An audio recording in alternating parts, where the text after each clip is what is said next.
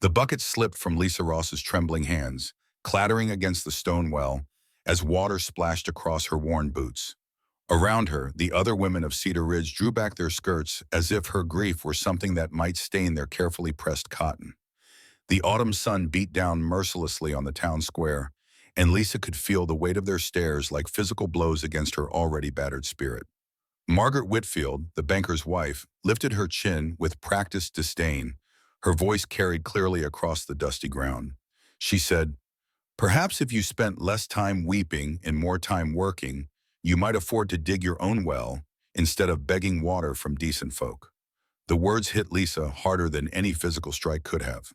6 months had passed since the fever took her husband Thomas and their unborn child, leaving her with nothing but debts and the cruel whispers that followed her everywhere. She bent to retrieve her bucket, her black mourning dress collecting dust from the ground.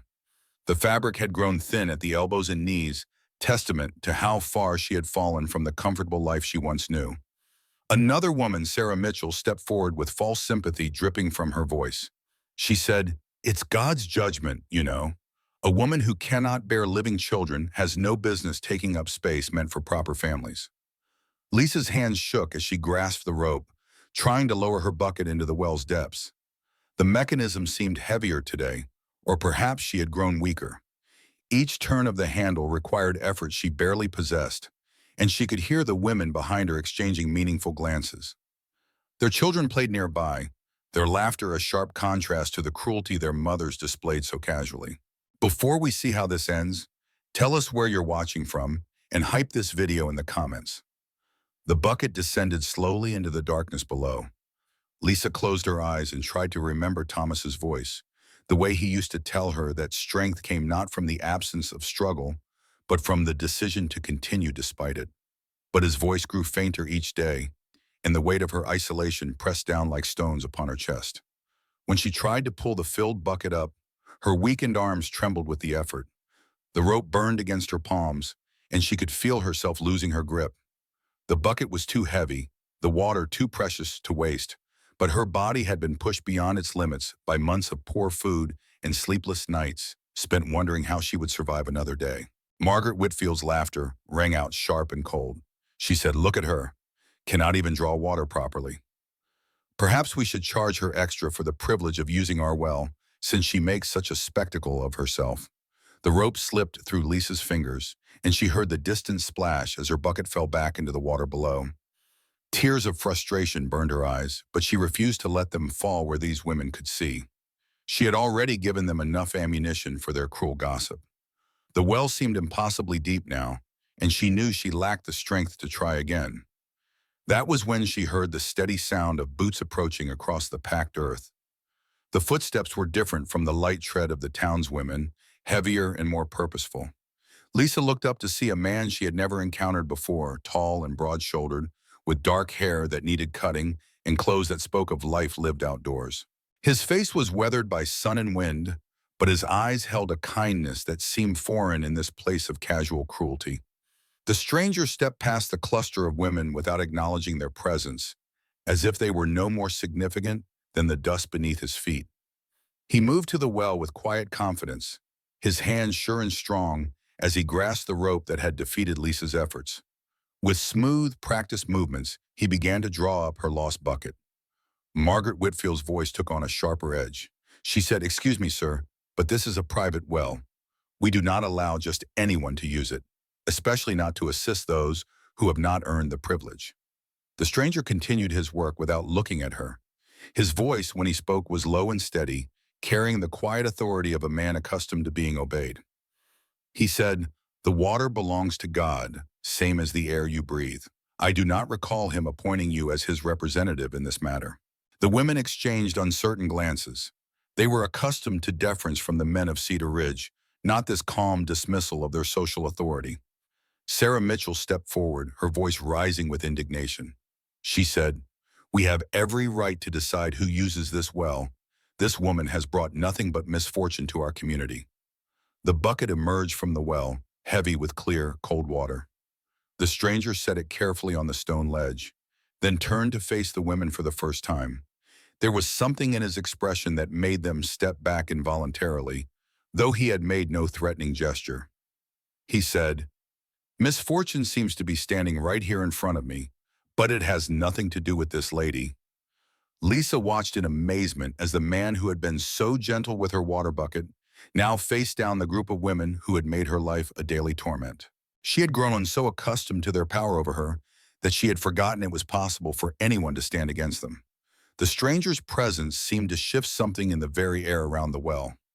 Margaret Whitfield's face flushed red with anger and embarrassment. She was not accustomed to being spoken to in such a manner, especially not in front of the other women whose respect she worked so hard to maintain. She said, "How dare you speak to us that way? We are respectable members of this community, and we will not be lectured by some vagrant who wanders in from the wilderness." The stranger's expression did not change, but something in his stillness suggested that Margaret's words had been noted and weighed. He said, "Respectability is not something you can declare for yourself, madam. It must be earned through your actions toward those who cannot defend themselves." He turned back to Lisa, and she saw that his eyes were a deep brown, warm with genuine concern. He said, "Are you able to carry this, or would you like me to help you get it home?" Lisa found her voice at last, though it came out smaller than she had intended. She said, "I can manage, thank you. You have already done more than enough." But as she reached for the bucket's handle, she realized that her hands were still shaking from the confrontation. The bucket was full to the brim, heavier than she could safely carry in her current state. The stranger seemed to understand this without being told, and he lifted the bucket with one hand as if it weighed nothing at all. He said, "Which way is your home? I will see that this water reaches its destination safely." Margaret Whitfield made a sound of disgust. She said, "Come along, ladies. We should not waste our time watching this display. Some people have no sense of proper boundaries." The women began to disperse, but their departure was reluctant, and Lisa knew they would be watching from their windows to see where the stranger went with her. Their gossip would spread through Cedar Ridge like wildfire, adding fuel to the rumors that already made her life difficult. But for the first time in months, she found herself caring less about their opinions than about the kindness being shown to her by this unexpected ally. As they walked away from the well, Lisa became acutely aware of how she must appear to this stranger. Her dress was patched and faded, her hair escaping from its careful arrangement, her face marked by the strain of recent months. She had once been considered one of the prettier women in Cedar Ridge, but grief and hardship had taken their toll.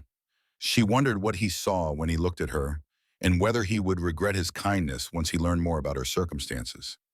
The stranger seemed content to walk in silence, matching his longer stride to her smaller steps. He carried the heavy bucket as if it were empty, and Lisa found herself stealing glances at his profile as they made their way through the dusty streets. There was something solid and dependable about his presence, a quality she had not encountered since Thomas's death. Most of the men in town treated her with either pity or suspicion, but this stranger offered neither. Her small house sat at the edge of town, where the neat rows of established homes gave way to rougher dwellings and empty lots. It had once been a source of pride for her and Thomas, their first real home together. But now the paint was peeling, the garden was overgrown with weeds, and the front steps sagged under the weight of neglect. She had done her best to maintain it, but there were limits to what one woman could accomplish alone. The stranger set the bucket down beside her front door with the same care he had shown at the well. He straightened and looked at her with those steady brown eyes, and Lisa felt compelled to explain herself. Though she was not sure why his opinion mattered so much to her, she said, "It was not always like this. My husband and we had plans to fix it up properly. But then the fever came, and now I can barely afford to keep food on the table, let alone hire someone to make repairs." He nodded as if her explanation made perfect sense to him. He said, "A house is just wood and nails without the people who make it a home. The important parts are still here." Lisa felt tears threaten again, but this time they were not entirely from sadness. It had been so long since anyone had spoken to her with such simple understanding. She said, "I do not even know your name. You have been so kind, and I have not properly thanked you." He said, "I am Stephen Adams.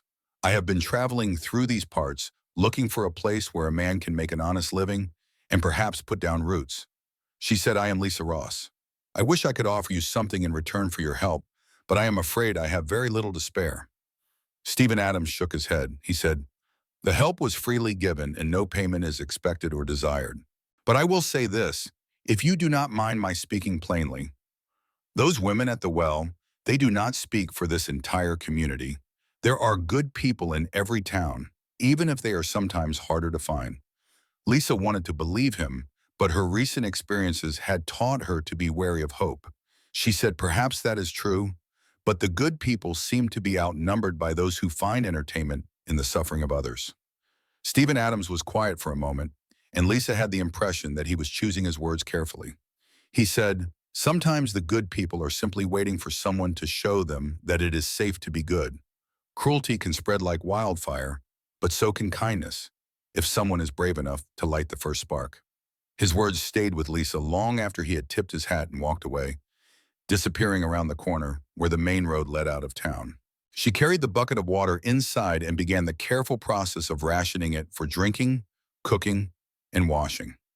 The water was clean and cold, better than what she usually managed to draw from the well on her own. But more than that, it represented something she had almost forgotten existed in her world, the possibility that not everyone wished her ill. That evening, as she sat alone in her small kitchen eating a meager supper of bread and preserved vegetables, Lisa found herself thinking about Stephen Adams. There had been something different about him, something that went beyond his willingness to help a stranger. He had looked at her as if she were a person worthy of respect, not an object of pity or scorn. She could not remember the last time anyone had looked at her that way. The next morning brought the familiar dread that had become Lisa's constant companion. She would need to venture out for supplies, which meant facing the shopkeepers who had grown increasingly reluctant to extend her credit, and the townspeople who seemed to take pleasure in reminding her of her reduced circumstances. But the memory of Stephen Adams's kindness gave her a small measure of strength as she prepared to face another day. The general store was busy when she arrived, filled with women making their weekly purchases. Lisa waited near the back, hoping to avoid attention until the crowd thinned. But Margaret Whitfield spotted her almost immediately and made no effort to lower her voice as she spoke to the other customers. Margaret said, "Well, look who has decided to grace us with her presence. I trust you enjoyed your little performance at the well yesterday, Lisa. Though I must say, throwing yourself at strange men is hardly the behavior one expects from a grieving widow." Lisa felt her cheeks burn with embarrassment and anger. She said, "I did no such thing. That man simply helped me with my water bucket when I was having difficulty." Sarah Mitchell joined the conversation with obvious relish. She said, "Oh yes, we all saw how helpless you became the moment a handsome stranger appeared. It was quite the coincidence that your strength failed you just when someone was there to rescue you." The accusation was so unfair and so cruel that Lisa found herself speechless. She had genuinely struggled with the bucket, weakened by months of poor nutrition and emotional strain. The idea that she had somehow staged the entire encounter for attention was both absurd and deeply hurtful. Store owner Benjamin Crawford emerged from behind his counter, his expression uncomfortable. He was not a cruel man by nature, but he was also not brave enough to stand up to his most influential customers. He said, "Mr. Adams was in here earlier this morning asking about work opportunities in the area. Seemed like a decent enough fellow to me." Margaret Whitfield's eyes lit up with malicious interest. She said, "Oh, so he is planning to stay in our community. How convenient for our dear Lisa. I suppose she will be finding all sorts of reasons to need assistance now." Lisa had heard enough. She approached the counter with as much dignity as she could muster and placed her short list of necessary items before Benjamin Crawford. She said, "I would like to purchase these items, please. I have cash to pay." It was not entirely true. She had a few coins saved from selling some of her late husband's tools, but the money would not last long. Still, she was determined not to give these women the satisfaction of seeing her beg for credit in front of them. Benjamin Crawford filled her order quickly, perhaps sensing her distress. As he wrapped her purchases, he spoke quietly enough that only she could hear. He said, "That fellow Adams mentioned he might be looking for someone to help with cooking and cleaning if he finds work around here. Thought you might want to know." Lisa nodded her thanks, though she was not sure whether the information was a blessing or another source of worry. The idea of honest work was appealing, but she knew how it would look to the gossips of Cedar Ridge if she went to work for the stranger who had helped her at the well. Still, she was in no position to turn down legitimate employment, regardless of what people might say. As she left the store, Lisa noticed a small crowd gathered near the blacksmith's shop. Curious despite herself, she moved closer and saw Stephen Adams speaking with Tom Bradley, the town's smithy. The two men seemed to be discussing something serious, and Lisa caught fragments of their conversation as she approached. Tom Bradley was saying, "The work is hard, and the pay is not much, but it is honest labor. I could use someone with strong hands and a willingness to learn. Most of the young men around here think smithing is beneath them these days." Stephen Adams nodded. He said, "I am not afraid of hard work, and I learn quickly. When would you like me to start?" Tom Bradley grinned and extended his hand. He said, "How about right now? I have got 3 horses waiting to be shod, and my regular helper is down with a bad back." Lisa watched as the two men shook hands, sealing the agreement. She felt a strange mixture of relief and apprehension. Stephen Adams would be staying in Cedar Ridge, at least for a while. That meant she might see him again, but it also meant that Margaret Whitfield and her circle would have more opportunities to spread their poisonous gossip about any interaction between them. As if summoned by her thoughts, Margaret Whitfield appeared at Lisa's elbow. She said, "Well, well, it seems your knight in shining armor has decided to make himself at home. How very convenient. I suppose you will be finding all sorts of excuses to visit the blacksmith's shop now." Lisa turned to face the other woman, and for the first time in months, she felt a spark of her old spirit returning. She said, "Margaret, I suggest you find something more productive to occupy your time than monitoring my movements. Surely a woman of your standing has better things to do than gossip about a widow trying to survive." Margaret's mouth fell open in shock. She was not accustomed to being challenged so directly, especially not by someone she considered to be beneath her in the town's social hierarchy. But before she could formulate a response, Stephen Adams himself approached from the direction of the blacksmith's shop. He had removed his jacket and rolled up his sleeves, revealing strong forearms marked by old scars that spoke of a life lived outdoors. There was a smudge of soot on his cheek, and his hands showed the first signs of the work he had just begun. But his smile was warm as he greeted Lisa. He said, "Good morning, Mrs. Ross. I hope you are well today." Lisa felt Margaret Whitfield's sharp attention like a physical presence beside her. She said, "Good morning, Mr. Adams. I heard that you have found employment with Mr. Bradley." "Congratulations." Stephen Adams nodded. He said, "Thank you. It feels good to have honest work again. Tom Bradley is a fair man, and the labor suits me. I was wondering, though, if I might speak with you about a business proposition when you have time." Margaret Whitfield made a small choking sound, but Stephen Adams continued as if she were not there. He said, "Tom mentioned that he and his wife could use help with meals and cleaning around their home and shop. The work would pay a fair wage and it would be respectable employment. I thought you might be interested." Lisa's heart began to race.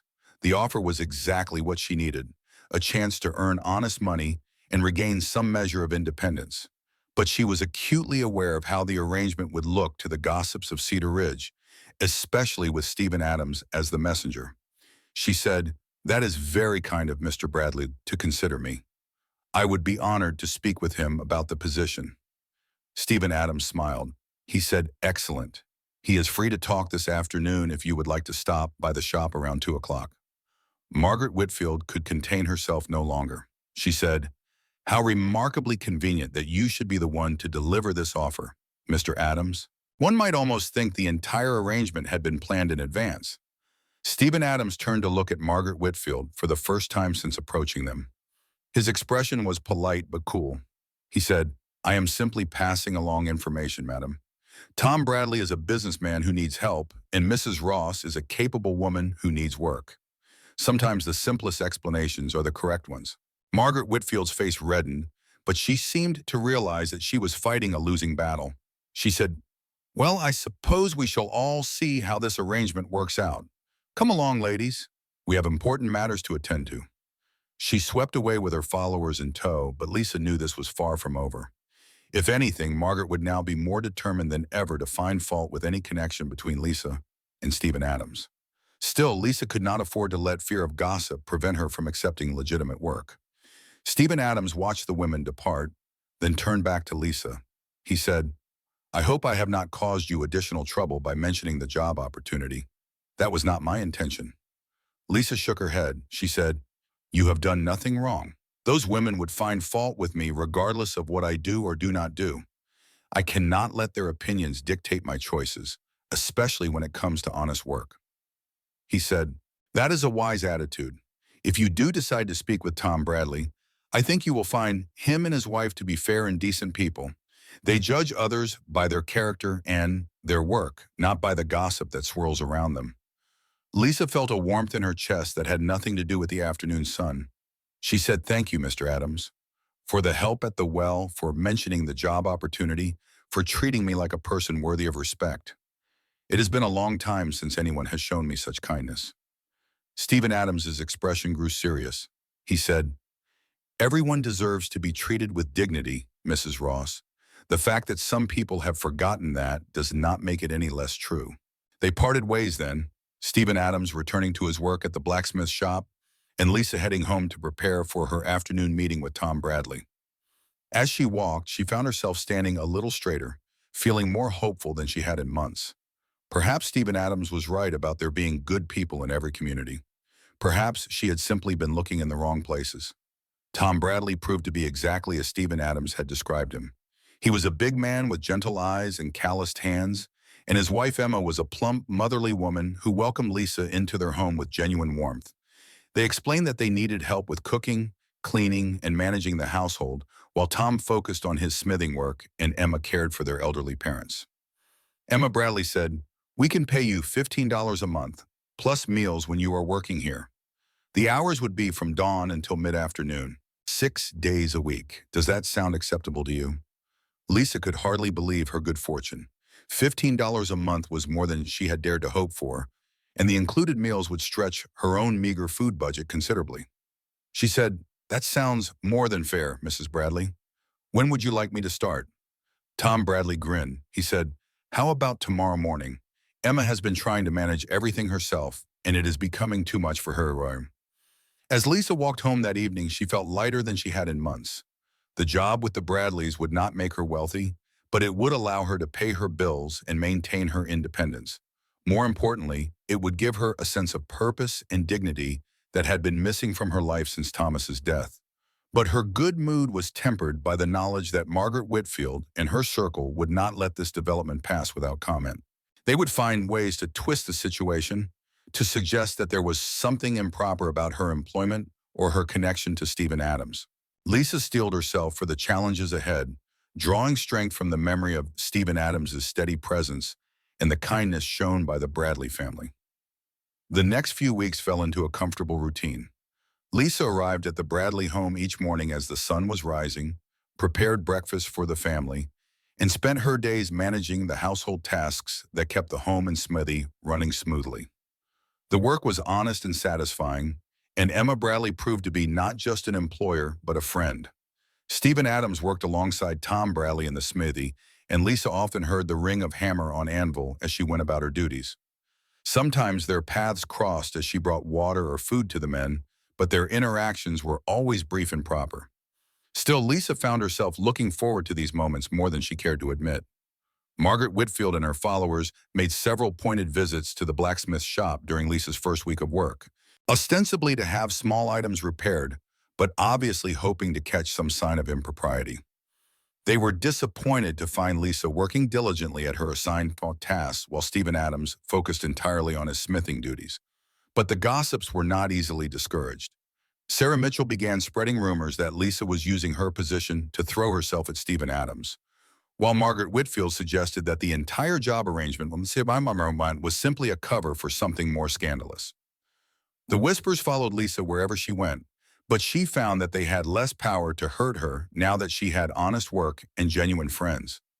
One afternoon, as Lisa was hanging laundry behind the Bradley home, she overheard a conversation between Tom Bradley and Stephen Adams that made her pause in her work.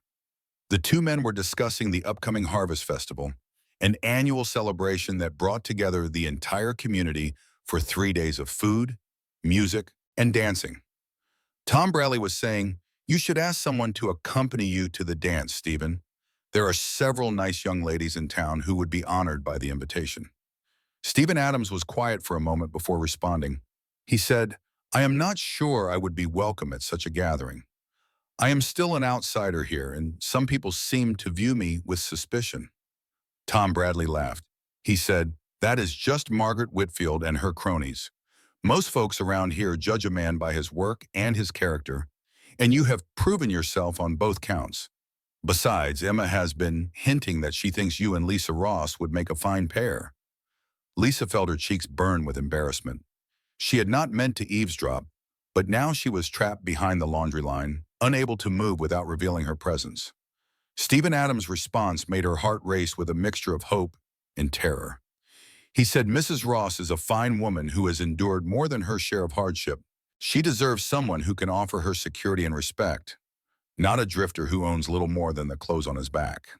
Tom Bradley's voice grew serious. He said, "Stephen, you are one of the hardest working men I have ever employed, and you have more integrity in your little finger than some folks have in their entire bodies. Any woman would be fortunate to have your attention, and I think Lisa Ross is smart enough to recognize that." The conversation moved on to other topics, but Lisa remained frozen behind the laundry line, her mind reeling from what she had overheard. The idea that Stephen Adams might have feelings for her was both thrilling and terrifying.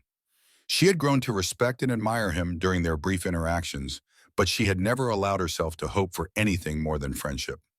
When she finally emerged from behind the laundry, both men had returned to their work, and she was able to finish her duties without further embarrassment. But Tom Bradley's words echoed in her mind for the rest of the day. Did she really deserve someone who could offer her security and respect? After months of being treated as a burden and an object of pity, it was difficult to believe that she might be worthy of genuine affection. That evening, as Lisa prepared to leave for home, Emma Bradley approached her with a conspiratorial smile. She said, "Lisa, dear, I have been thinking about the Harvest Festival next week. You simply must attend the dance.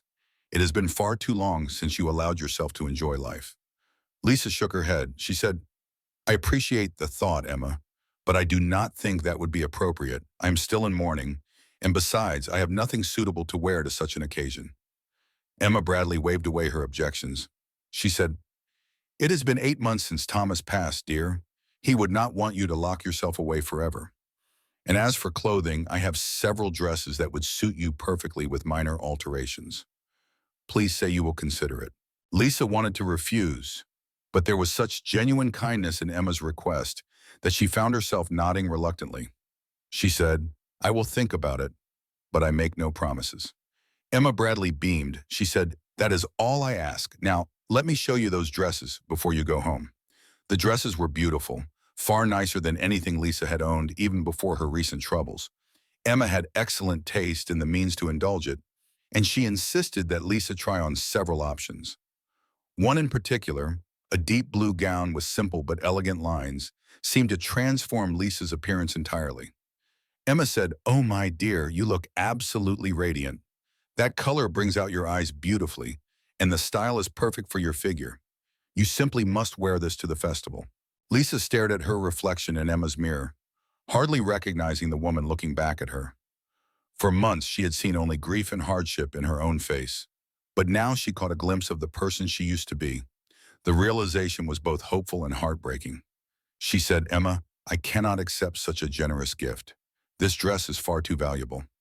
Emma Bradley took Lisa's hands in her own. She said, "My dear girl, it is not a gift. It is an investment in your future happiness. You have been carrying the weight of the world on your shoulders for far too long. It is time to remember that you are a young woman with much to offer the right person." Lisa felt tears threatening again, but this time they were tears of gratitude rather than despair. She said, "You and Tom have been so kind to me. I do not know how I can ever repay you." Emma smiled. She said, "You can repay us by allowing yourself to be happy, and perhaps by giving a certain young blacksmith the chance to prove himself worthy of your attention."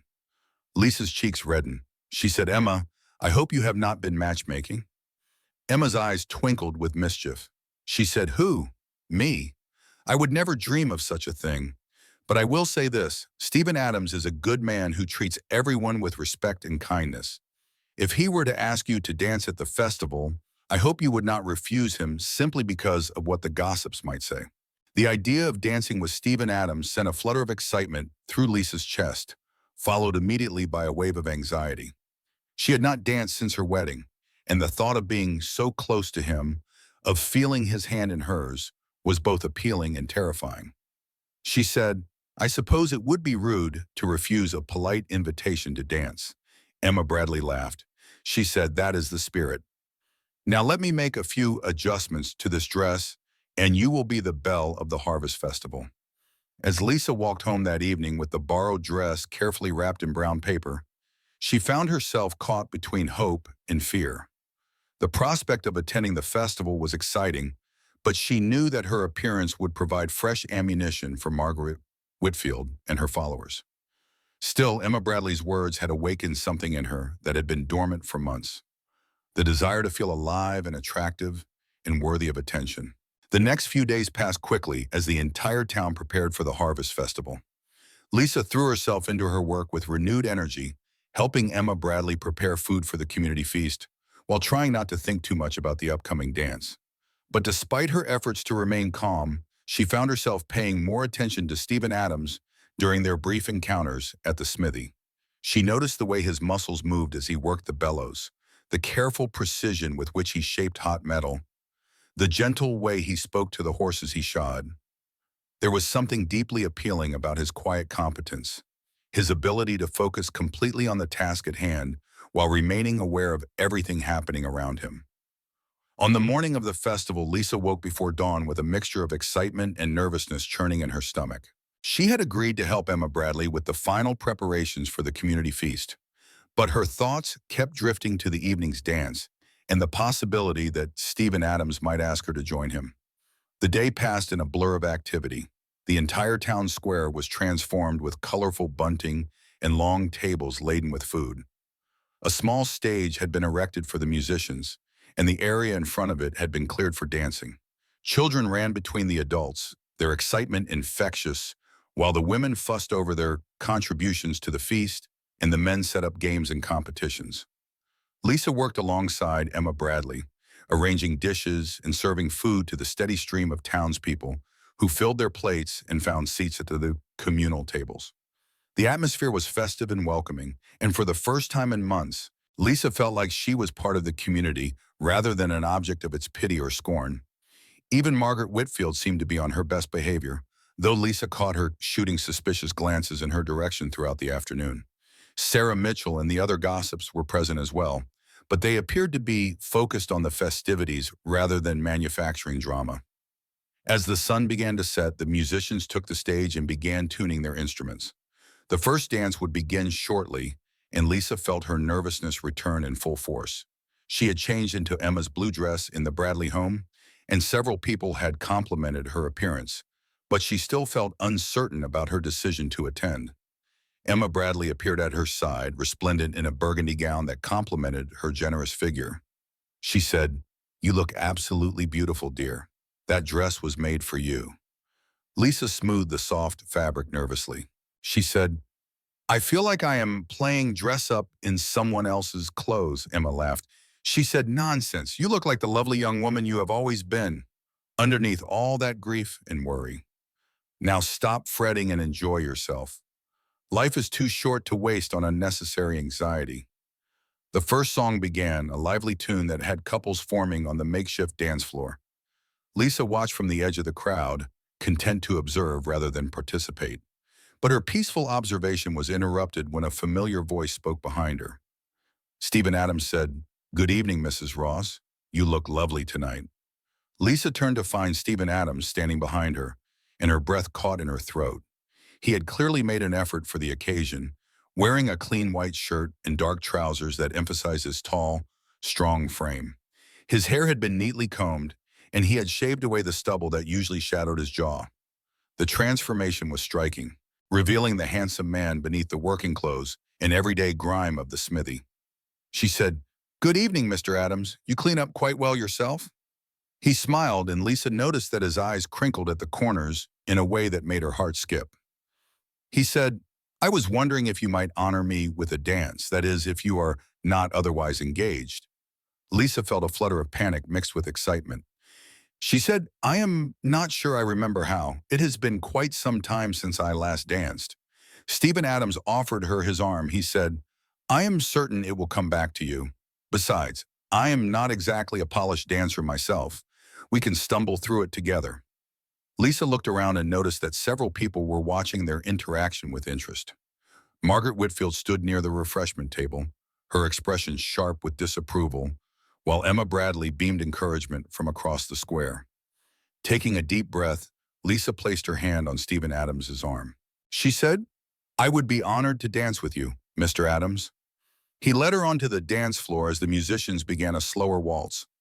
Lisa felt suddenly self-conscious as Stephen Adams placed one hand gently on her waist and took her other hand in his own. It had been so long since she had been touched with such careful respect, and the sensation was both comforting and overwhelming.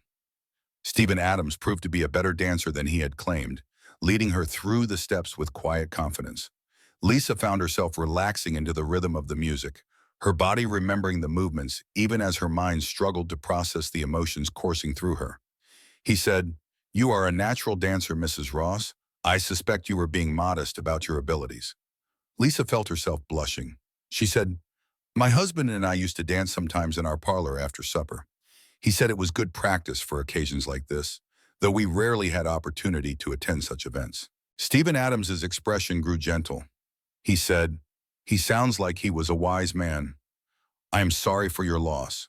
The simple acknowledgement of her grief, offered without pity or judgment, nearly brought tears to Lisa's eyes. She said, "Thank you. He was a good man who deserved better than the fever that took him." They danced in comfortable silence for a few moments, and Lisa became aware of the envious glances from some of the younger women who had been hoping to catch Stephen Adams' attention. She also noticed Margaret Whitfield's increasingly sour expression and knew that there would be consequences for this public display of mutual interest. As the song ended, Stephen Adams released her with obvious reluctance. He said, "Thank you for the dance, Mrs. Ross. It was truly a pleasure." Lisa curtsied slightly, feeling more graceful than she had in months. She said, "The pleasure was mine, Mr. Adams." Before either of them could say more, Tom Bradley approached with a wide grin on his weathered face. He said, "Stephen, my boy, you have been holding out on us. I had no idea you were such an accomplished dancer." Stephen Adams looked embarrassed by the praise. He said, "I fear you give me too much credit, Tom. Mrs. Ross made me look far better than I deserve." Emma Bradley joined the group, practically glowing with satisfaction. She said, "You two looked wonderful together. Quite the handsome couple, if I may say so." Lisa felt her cheeks burning again, but before she could protest, Margaret Whitfield materialized beside them with her usual talent for appearing at the worst possible moments. She said, "How touching to see our dear Lisa finally emerging from her mourning. Though I must say, 8 months seems rather brief for someone who claimed to love her husband so deeply." The cruel words hit Lisa like a physical blow, and she felt all the confidence drain out of her in an instant. Stephen Adams stepped closer to her side, his presence both protective and supportive, but the damage was already done. Lisa could see the other townspeople beginning to whisper among themselves, and she knew that Margaret Whitfield had succeeded in turning what should have been a pleasant evening into another source of gossip and speculation. Stephen Adams' voice was quiet but firm when he responded. He said, "I believe grief is a private matter, Mrs. Whitfield, and the timeline for healing belongs to the person who is suffering, not to outside observers." Margaret Whitfield's eyes flashed with anger. She said, "Some of us believe in maintaining proper standards of behavior, Mr. Adams. A woman who throws herself into the arms of the first man to show her attention is hardly setting a good example for the younger members of our community." Lisa felt as if she had been slapped. The accusation was not only unfair, but deliberately designed to humiliate her in front of the entire town. She opened her mouth to defend herself, but Stephen Adams spoke first, his tone deadly calm. He said, "Mrs. Whitfield, I suggest you choose your next words very carefully. You are speaking about a lady who has shown nothing but dignity and grace in the face of unimaginable loss. If you continue to insult her, you will answer to me." The threat was delivered so quietly that only those standing nearby could hear it, but there was no mistaking the steel beneath Stephen Adams's polite words. Margaret Whitfield's face went white, then red, as she realized that she had pushed too far. Tom Bradley stepped forward, his expression serious. He said, "I think we have all said enough on this subject. This is supposed to be a celebration, not an opportunity for personal attacks. Margaret Whitfield looked around and seemed to realize that the crowd's sympathy was not with her. Even her usual followers appeared uncomfortable with the viciousness of her attack. She said, "Well, I suppose some people have no sense of propriety. Come along, Sarah. The company here has become rather unpleasant." She swept away with as much dignity as she could muster, but the damage to the evening's mood was apparent. Several couples had stopped dancing to listen to the confrontation, and the musicians had paused uncertainly in their playing. Lisa felt overwhelmed by a mixture of gratitude towards Stephen Adams and shame at being the cause of such a public scene. She said, "I should go home. I have caused enough trouble for one an evening." Stephen Adams caught her hand gently as she turned to leave. He said, "You have done nothing wrong, Mrs. Ross. Please do not let one bitter woman drive you away from people who care about you." Emma Bradley nodded emphatically. She said, "Stephen is absolutely right, dear. Margaret Whitfield is jealous and spiteful, and her opinion means nothing to decent people." But Lisa could see the curious stares and hear the whispered conversations beginning to spread through the crowd. She said, "I appreciate your support, but I think it would be best if I left before this situation becomes any worse." Stephen Adams released her hand reluctantly. He said, "If you are determined to go, then allow me to escort you home. It is not safe for a lady to walk alone after dark." Lisa wanted to refuse, knowing that being seen leaving the festival with Stephen Adams would only provide more fuel for the gossips. But the genuine concern in his eyes made it impossible to reject his offer entirely. She said, "That is very kind, but I would not want to take you away from the festivities." Stephen Adams shook his head. He said, "There is nowhere I would rather be than ensuring your safe arrival home." Tom Bradley clapped Stephen Adams on the shoulder. He said, "Go on, son. Emma and I will make sure people understand what really happened here tonight." Emma Bradley kissed Lisa's cheek. She said, "Hold your head high, dear. You have nothing to be ashamed of. And anyone with eyes can see that you and Stephen are perfect for each other." As they walked away from the festival, Lisa could hear the music resuming behind them, but the joyful atmosphere had been irreparably damaged by Margaret Whitfield's attack.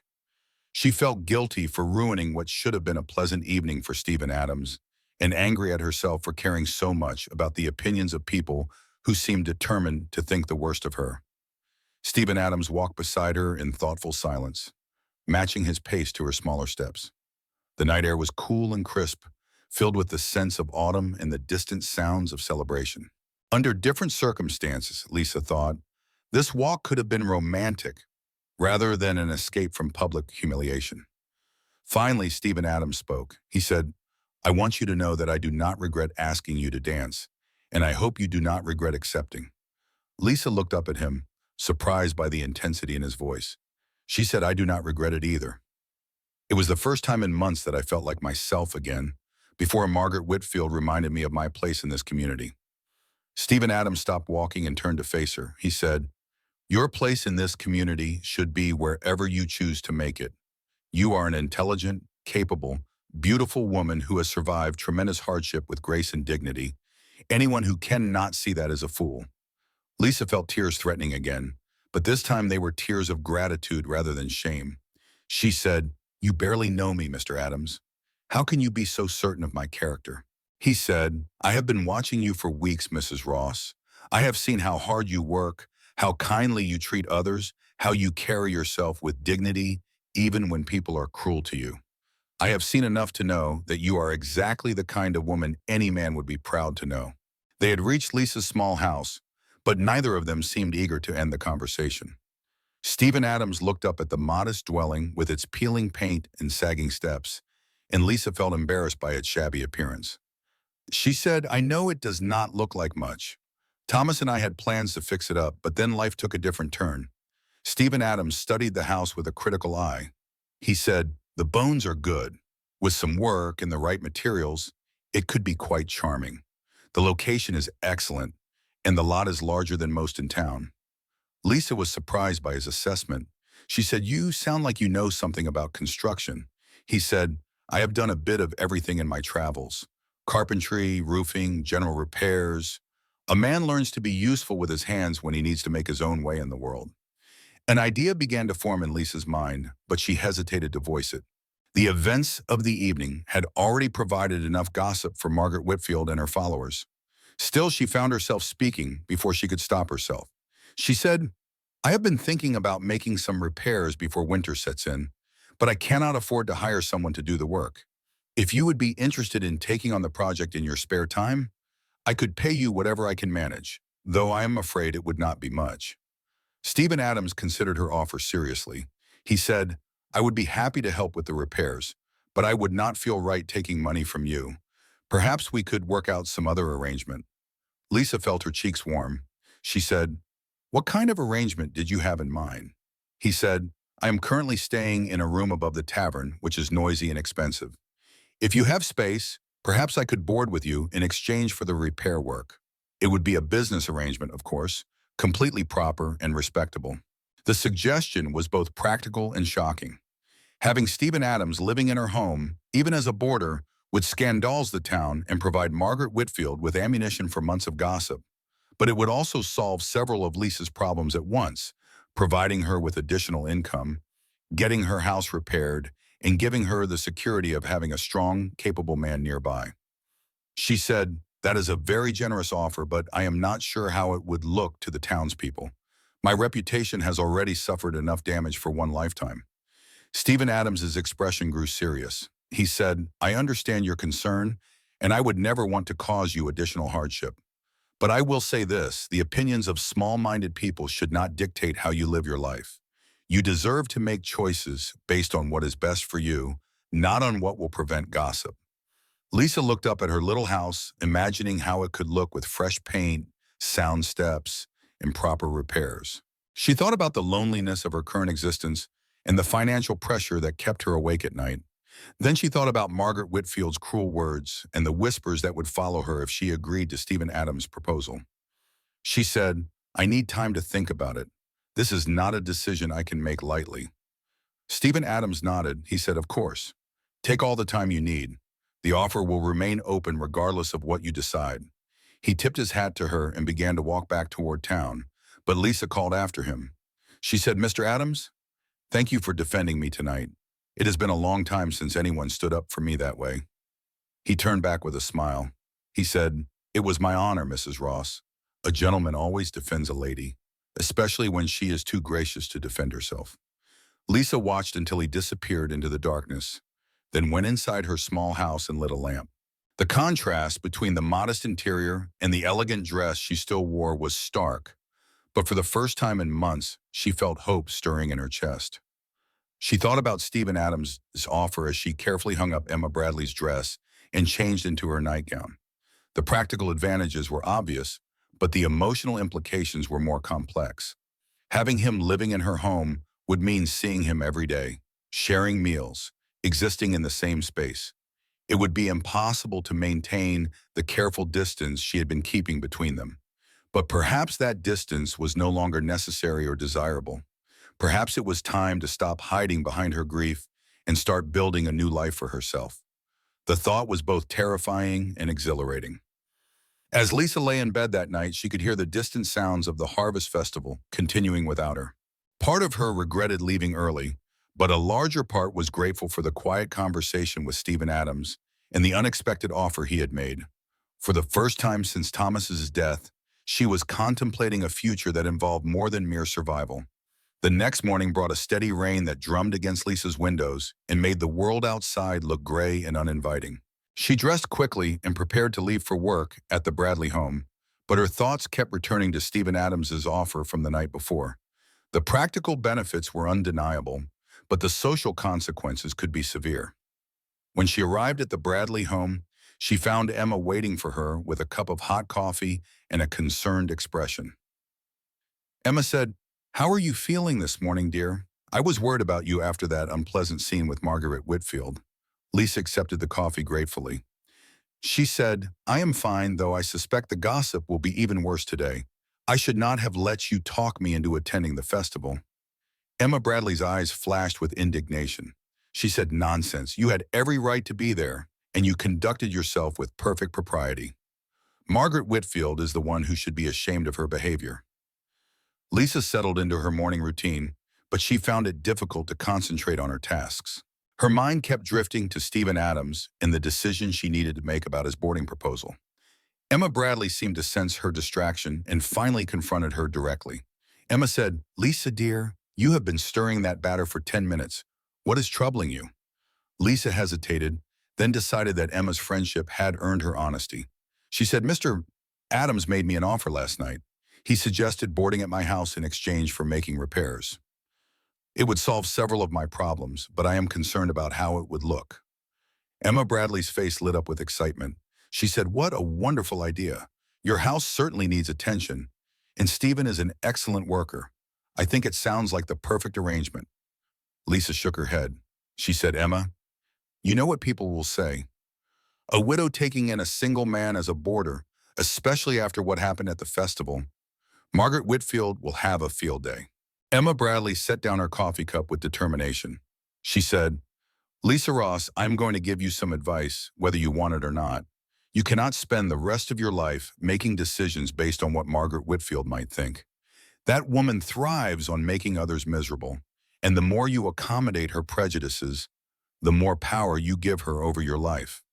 The words hit Lisa with unexpected force. She had been so focused on avoiding additional gossip that she had not considered how her caution might be limiting her opportunities for happiness and security. Emma continued. She said, "Stephen Adams is a good man with honorable intentions. If you trust him and if the arrangement would benefit you both, then you should accept his offer. Let the gossips talk. They will find something to criticize regardless of what you do." Lisa spent the morning thinking about Emma's words as she went about her duties. By the time Stephen Adams arrived for his lunch break, she had made her decision. She approached him as he washed his hands at the pump behind the smithy. She said, "Mr. Adams, I have considered your offer, and I would like to accept it. When would you be able to start the repair work?" Stephen Adams looked up with a smile that transformed his entire face. He said, "I could begin this weekend if that suits you. I will need to purchase some materials, but I can advance the kits and deduct it from what I would have paid for lodging." Lisa felt a flutter of nervousness mixed with excitement. She said, "What kind of repairs do you think the house needs most urgently?" He said, "From what I observed last night, the front steps should be the first priority. They are becoming unsafe. After that, the roof needs attention before winter, and some of the exterior boards should be replaced. The work will take several weeks, but I can make the house weatherproof before the worst of the cold weather arrives." The practical discussion helped calm Lisa's nerves.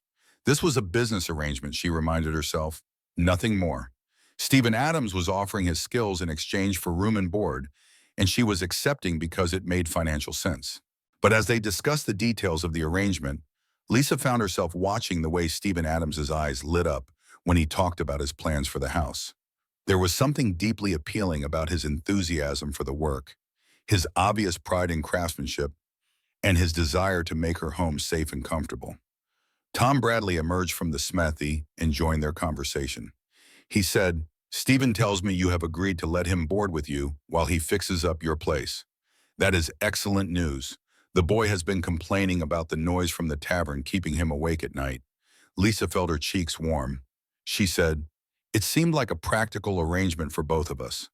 Tom Bradley grinned. He said, "Practical indeed, and it will give the gossips something new to chew on, which should be entertaining." Stephen Adams shot his employer a warning look. He said, "Tom, I do not think Mrs. Ross needs any additional encouragement in that direction." But Tom Bradley was not easily deterred. He said, "Lisa, you should know that Stephen here has been asking all sorts of questions about proper boarding arrangements. He wants to make sure everything is done correctly, so there can be no question about the propriety of the situation." Lisa looked at Stephen Adams with surprise. She said, "You have been researching boarding arrangements." Stephen Adams looked embarrassed. He said, "I wanted to make sure I understood the social expectations. I spoke with the minister and several other respectable members of the community about how such arrangements are typically handled." The fact that he had taken such care to protect her reputation touched Lisa deeply. She said, "What did you learn?" He said, "The general consensus is that a boarding arrangement is perfectly acceptable as long as certain proprieties are observed. Separate entrances are ideal, though not required if the boarder has his own room and respects the privacy of the household. Meals can be shared or separate, depending on the preference of the parties involved." Tom Bradley nodded approvingly. He said, "See, Stephen has thought of everything. You could not ask for a more considerate boarder. Lisa felt some of her anxiety ease. If Stephen Adams had taken the time to research proper procedures and consult with respected community members, then perhaps the arrangement would not be as scandalous as she had feared. She said, "When would you like to move your belongings to the house?" Stephen Adams said, "I could bring them over this evening if that is convenient. I do not have much, just some clothes and tools." Lisa nodded. She said, "That would be fine. I will prepare the spare room for you." As they finalized the details, Lisa noticed that several townspeople had gathered near the smithy, obviously curious about the animated conversation taking place. She recognized Sarah Mitchell among them and knew that word of the boarding arrangement would spread through Cedar Ridge within hours. But for once, the prospect of gossip did not fill her with dread. Emma Bradley had been right about the futility of making decisions based on other people's opinions. Lisa had spent too many months allowing fear of criticism to limit her choices. It was time to start living for herself rather than for the approval of people who seemed determined to disapprove of her regardless. That evening, Stephen Adams arrived at Lisa's house carrying a worn leather satchel and a wooden toolbox that had obviously seen years of use.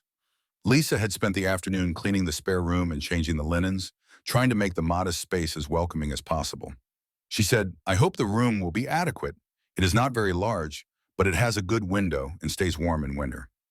Stephen Adams set down his belongings and looked around the small space with obvious satisfaction. He said, "It is perfect, Mrs. Ross. Much quieter than the tavern and considerably cleaner." Lisa showed him where he could store his clothes and explained the household routines. She said, "I usually prepare breakfast at 6 and supper at 7.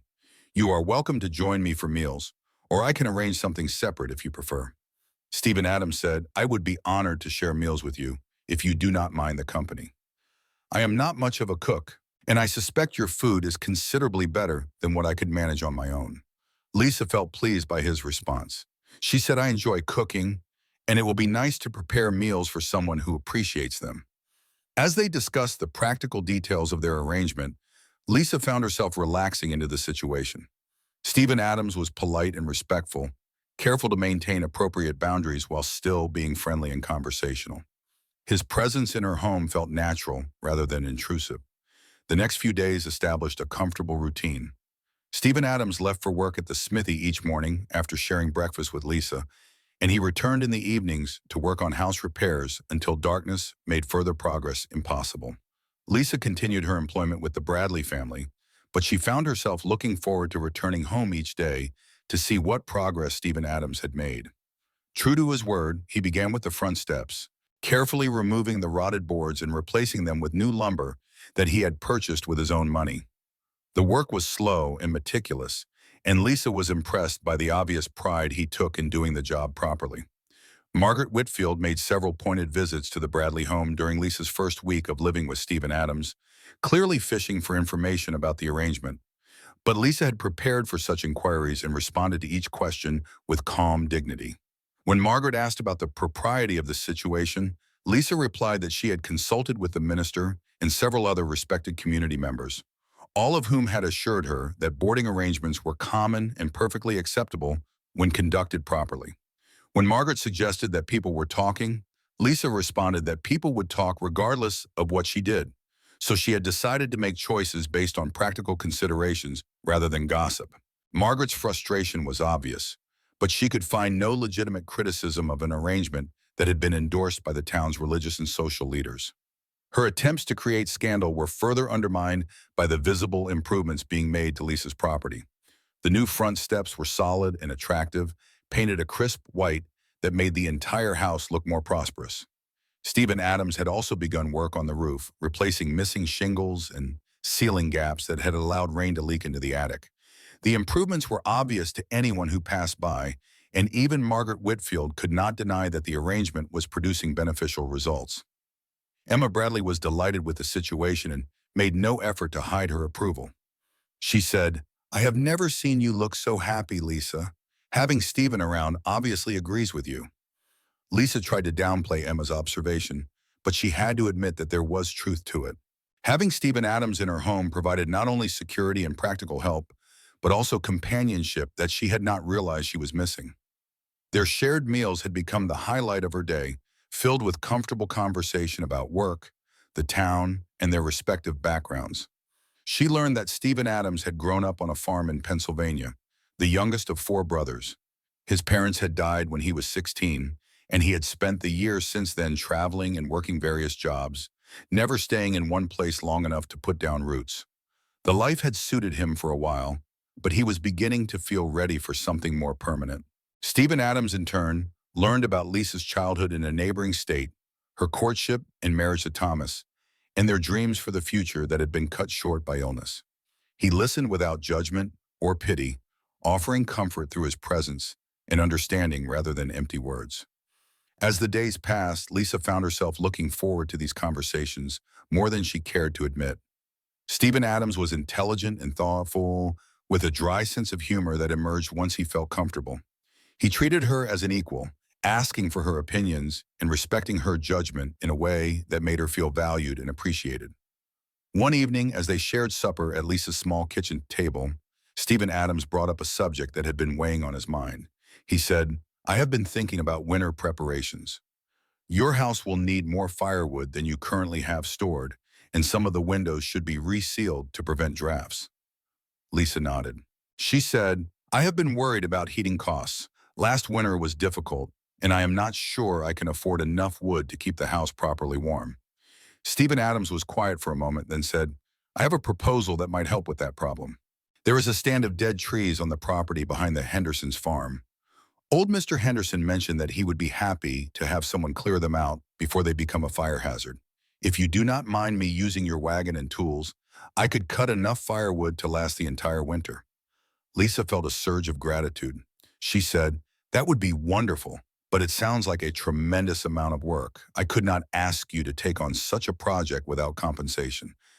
Stephen Adams shook his head. He said, "It would not be just for you. I will be living here too, and I prefer a warm house to a cold one. Besides, the physical work would be good for me. I have been spending too much time hunched over an anvil lately."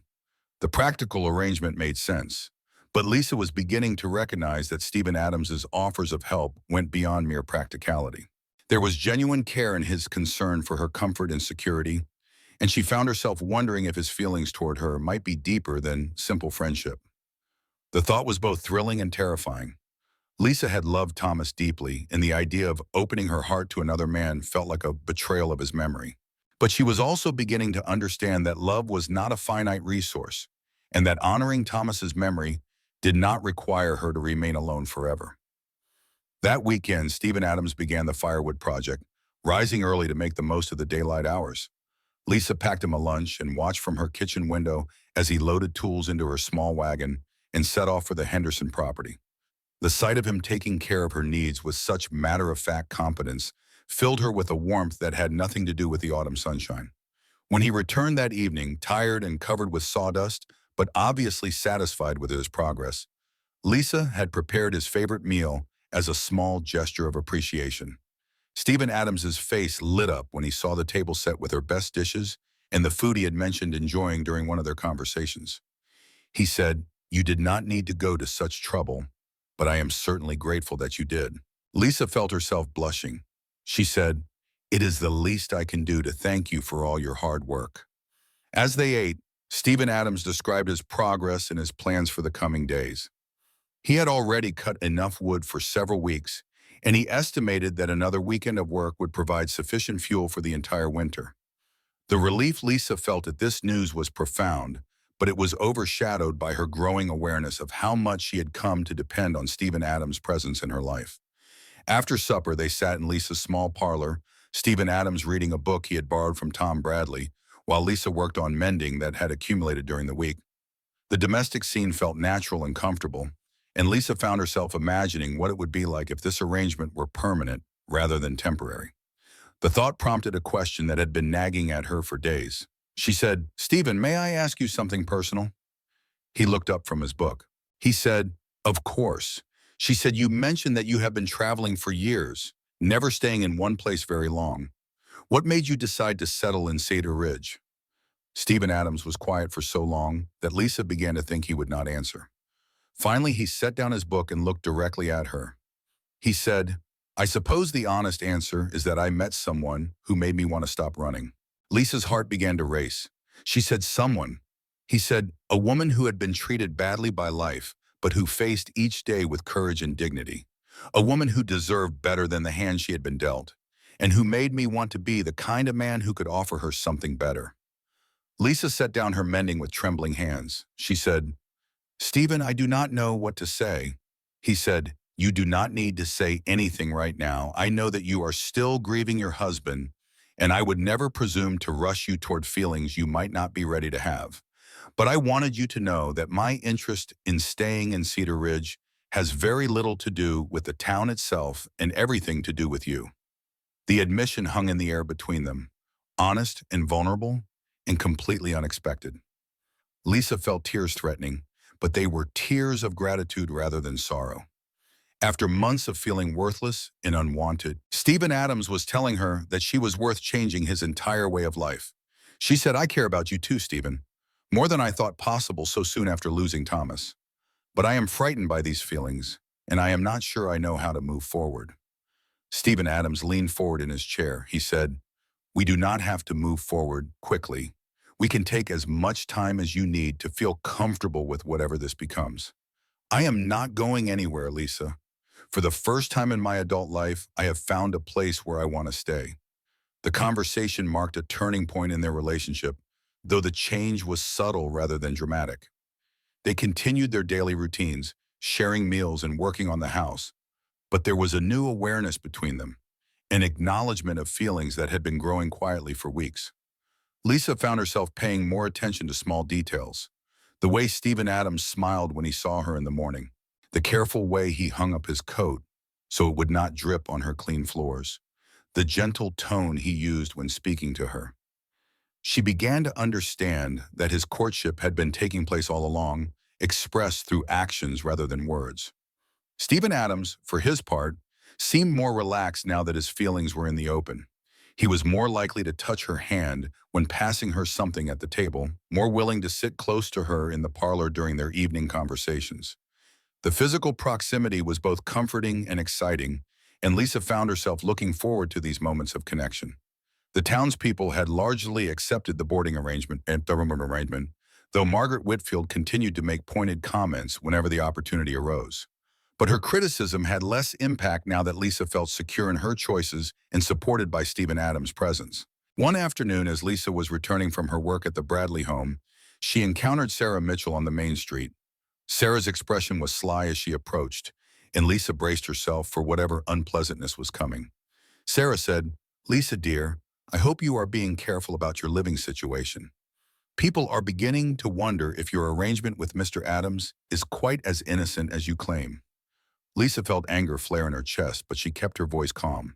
She said, Sarah, I am not sure what you are implying, but I can assure you that my boarding arrangement is completely proper and has been approved by everyone whose opinion matters to me. Sarah's smile was malicious. She said, oh, I am sure you believe that. But appearances can be deceiving, and some people are saying that a young widow living alone with a handsome man is bound to lead to trouble, regardless of the initial intentions. Lisa had heard enough. She said, Sarah, if you have specific concerns about my conduct, I suggest you take them up with the minister or with Tom Bradley, both of whom are familiar with my situation. Otherwise, I would appreciate it if you would keep your speculation to yourself. Sarah's face reddened at the direct challenge. She said, well, I was only trying to be helpful. Some of us care about maintaining the moral standards of our community. Lisa said, and some of us care more about kindness and compassion than about finding fault with others. Good day, Sarah. She walked away before Sarah could respond, her heart pounding with a mixture of anger and pride. Standing up to the gossips was becoming easier each time she did it, and she was beginning to understand that their power over her had always been largely self-imposed. When she arrived home, she found Stephen Adams working on the kitchen window, carefully sealing gaps that had been allowing cold air to seep into the house. He looked up as she entered, and his expression grew concerned when he saw her flushed cheeks and agitated manner. He said, is everything all right? You look upset.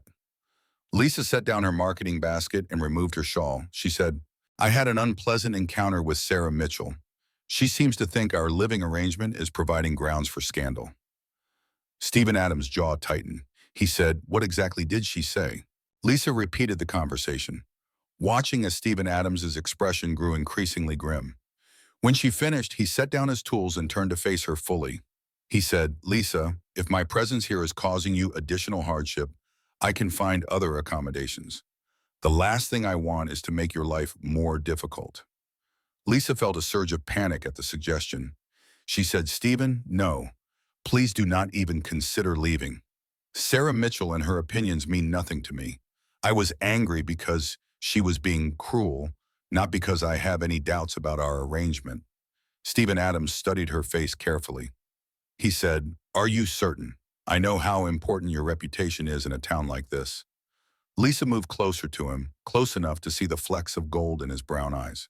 She said, "My reputation with people like Sarah Mitchell is already ruined simply because I exist and refuse to disappear.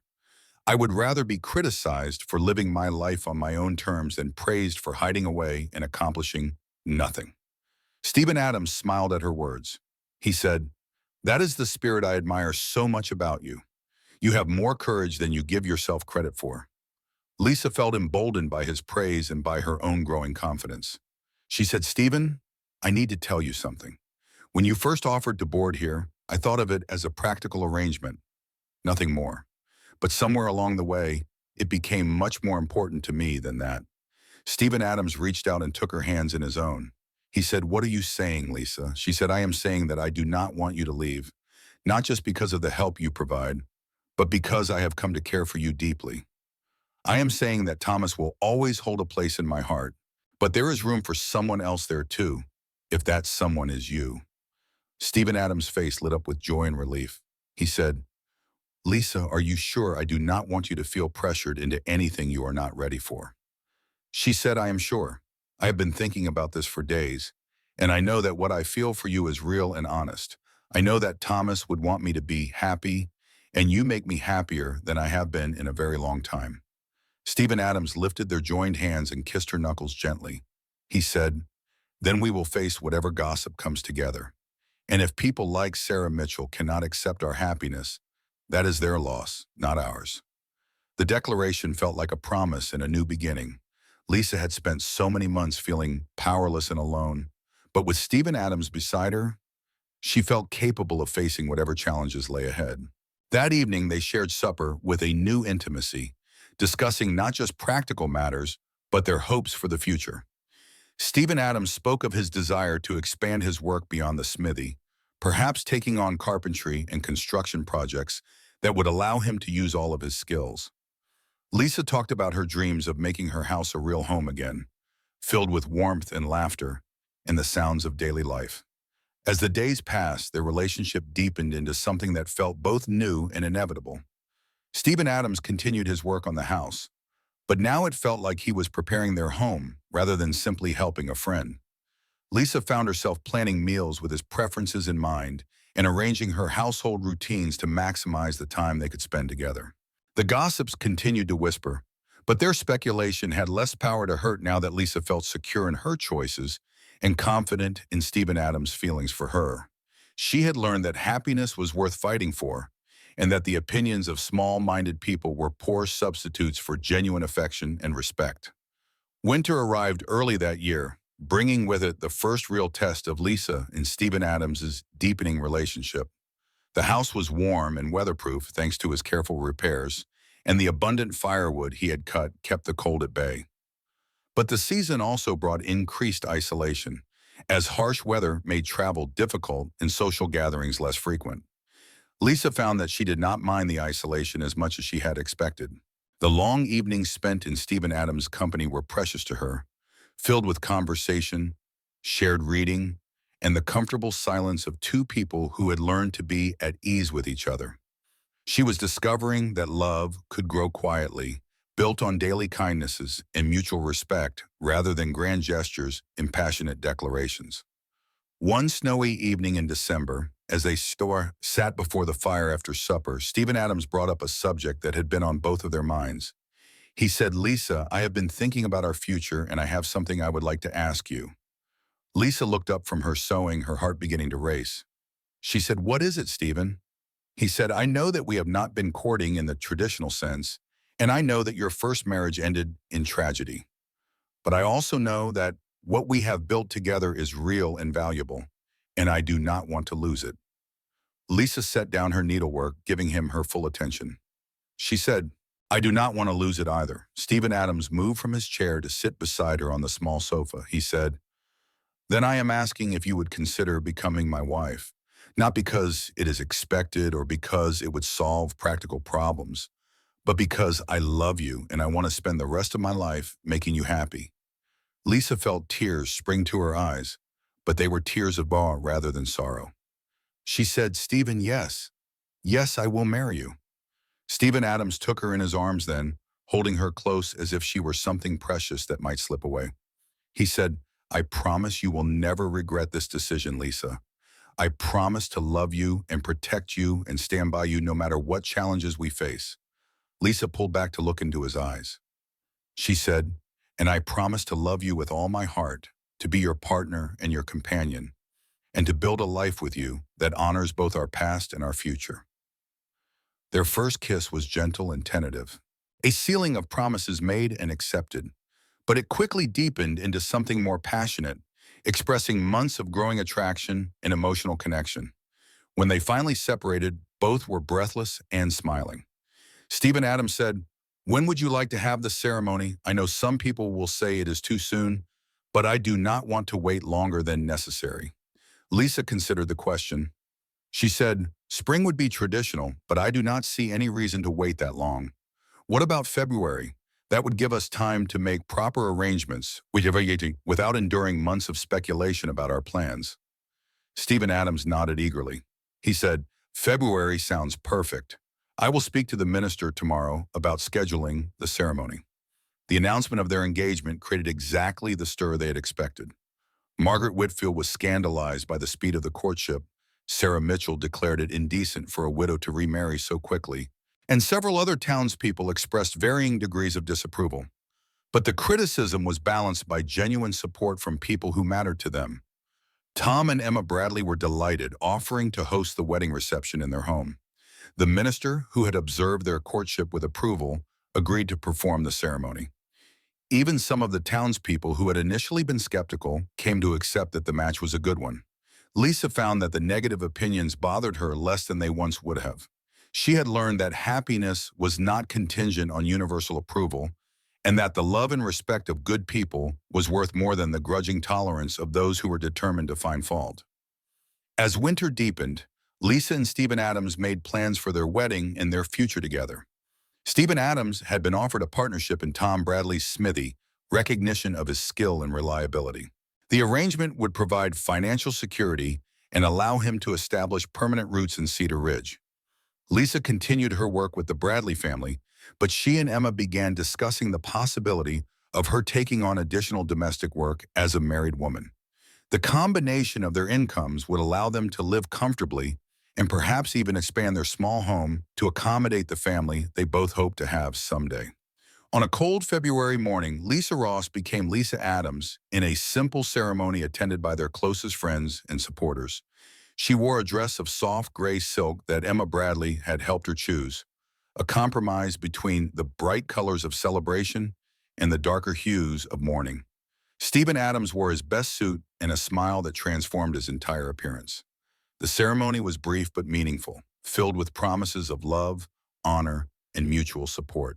When the minister pronounced them husband and wife, Stephen Adams kissed his new bride with gentle reverence, and Lisa felt as if her life was truly beginning again. The reception at the Bradley home was warm and joyful, filled with good food, heartfelt toasts, and the laughter of people who genuinely cared about the couple's happiness.